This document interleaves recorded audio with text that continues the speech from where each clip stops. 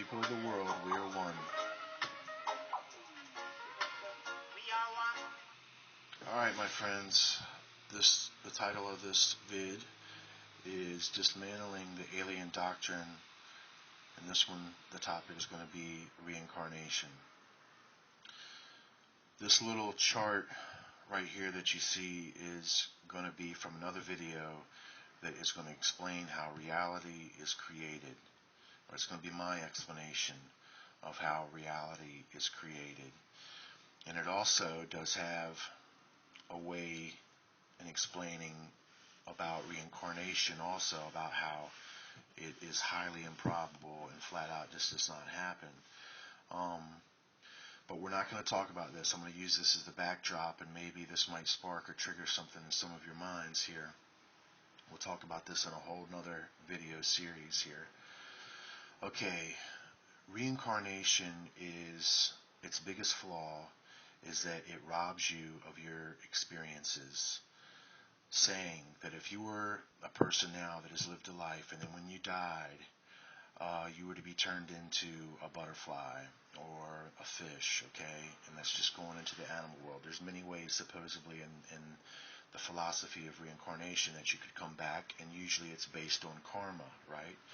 Okay, well, if you were to come back as a butterfly or a fish, I'm going to tell you right now that that's horrible, because you are robbed of that experience, that conscience experience that you have.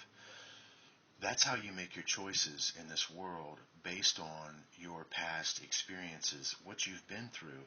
So really, those choices are you. They are like bricks on a wall that are the individual pieces of your structure. If you were to take that from you, you have nothing in life to go on. You will continually be bound into a cycle of mistake. And I believe that that's what the philosophy or the doctrine of reincarnation is really all about. It is to bind you in a vicious cycle of a non-progressive self. Now, let's say that you didn't come back, or let's say that you're a person now that has believed that you were a person from the past, because you have these uncanny memories, and that's the key word, memories. You have these uncanny memories of being somebody from the past. Well, I'm going to tell you, 9 times out of 10, the person who believes that they have been reincarnated, it's usually some famous historical figure. And that's interesting, because if you were to study this, that would be one of the first things that you were to notice, is that the people that believe that they are reincarnated or have been reincarnated from a past life, the persons of some sort of historical or trauma-based significance. All right?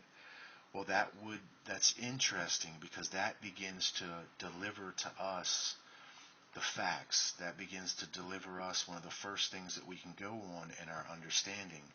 Let's talk about space-time for a second in its modern, contemporary form. Space-time is considered to be like a fabric, if you will, and that fabric is malleable or pliable. So things that happen in time that might be more traumatic, if I was to drop a ball or a rock from a higher position than the last time I dropped it, the splash or the imprint or the trauma on the ground would be greater. So the greater the trauma, or the greater the individual significance of any situation, means it's ingrained deeper, not only into the fabric of space-time, but into the fabric of the mind. And then from the mind, we enter into the human genome, which would be the gene. And then that means that you are not experiencing reincarnation. You're actually experiencing an inherited memory from a past ancestor. Now, you could go into the multiple scientific meanings that would back me up on this, which I really don't know, because I'm not a scientist. I'm using the puzzle piece equation, which is a form of thought process that I use to discover hidden information. So now, if you would entertain that thought that I'm giving you further, that yes, this is an inherited memory. Now let's talk about the fact that usually it's a traumatic or it's a historical significant event that the people are memorizing, or having this vision about, I guess I should say. That means that you, the person who believes they are from this past life, is related. They are an ancestor. So just like male pattern baldness or some sort of other genetic trait could be passed from one ancestor, one generation, hundreds of generations into the future, my friends, until it comes down to you and you're the one that has this genetic disposition. Well, guess what? These people are the ones that have this genetic heredity, this genetic inheritance of this memory. And that's why they don't have access to all the memories. Do you get that? Usually only the traumatic ones or the historically significant ones, which would be the ones that are most remembered anyway. So it is ingrained like an impression into the genome. It maintains the information from the chromosomes and is passed back and forth, back and forth, back and forth until it comes up seemingly random.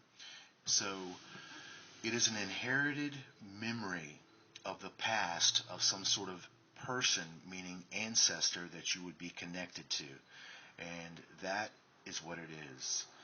So next, let's talk about the ghost theory and how this could possibly fit into what we've said. Now, a lot of people believe in ghosts, and a lot of people see ghosts, and I'm not gonna say that they don't.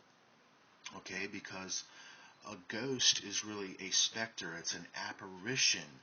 Remember, an apparition is a mirage. Are you hearing this? An apparition is a mirage. So the mirage is the key. The puzzle piece equation solved this problem once again. The mirage is the key. A mirage is of something that is really not there. You get it? So the ghosts, or the people, or more importantly, their personalities, their consciousness, their being, it's not there. That would be hell on earth, my friends. And they're not there. All right, now how does this relate to what we're talking about? All right, remember, let's go back to space-time. Space-time being a fabric, and then it can receive an impression or an imprint, kind of like a footprint that would go across maybe paper spread out across the ground. When you walk across it, you are leaving behind you in the past this memory of what path you have taken, or maybe how heavy the information of the imprint was that you left on that fabric of time as you moved across it. So it's there for the next generation that is walking through this same path in time. There is this memory that's impressed into the fabric of space-time, or it's ingrained. All right, let's talk about the key factor in ghosts. 98%, or if not 99 or 100, of all ghost stories are trauma-based related. Does that not make sense? They're trauma-based related, which means that it is an impression, a traumatic impression that's been left on the fabric of space-time. Think about this about the ghost scenario. The ghosts usually never have freedom of movement. They are always constrained to the same cycle. They always appear on the same anniversary day or moment or time of the traumatic event. That is showing you that it is a cycle that is ingrained into the pattern of space-time. It is not those people's individual personalities. Not at all. It's only the residual memory in the fabric of space-time of the impression of some sort of historically significant, but most likely traumatic event. Think about this. Really think about this. It explains it. Now, science knows this, okay, but they would rather have you believe in these ghost theories because it further verifies the non-existence of a pleasant afterlife. So Think about all this. Think about how this fits. You are, if we don't reincarnate into something else, a beetle, a butterfly, a dolphin, a person, guess what? Now it opens up to the reality of the fullness and the trueness of life. That means that we can now progress and become better people because we still retain the memory of the successes and, in this case, more importantly, the mistakes that we've made in the past. We can build upon them. So in the next life, my friends, we are the same person, but we are more better because of our memory and our retainment of self. Don't let anybody ever rob you of yourself. Ever. It is what you have. You are trying to fuse your personality, which is you, your unique personality. You are trying to fuse your unique personality onto this already eternal soul that dwells within you, this gift from God. The soul is eternal. You can't destroy it. Not any decision that you could make on this earth could destroy your soul, but you can destroy your identity. Don't let that happen. Fuse your personality, you, the sum total of your experiences on this world, to your soul, and go to the next level, my friends. Progress. Thank you for listening.